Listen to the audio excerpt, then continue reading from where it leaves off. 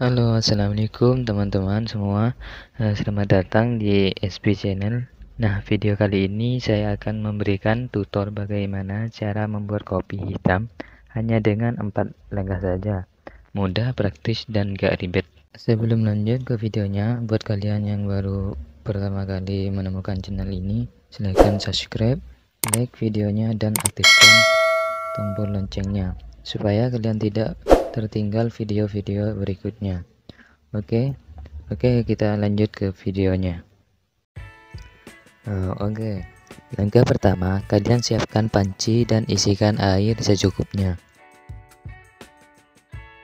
Lalu masak hingga mendidih. Sambil menunggu airnya mendidih, langkah kedua, siapkan juga gelas atau cangkir.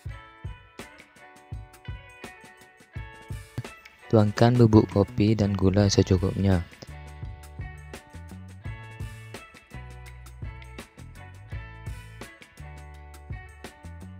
Karena saya tidak suka manis, jadi gulanya sedikit aja. Lalu, langkah ketiga, setelah airnya mendidih,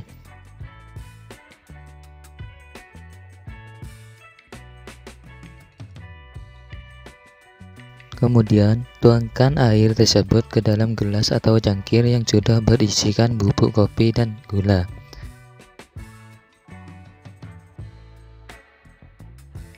Dan langkah keempat, setelah airnya sudah dituangkan, aduk hingga merata.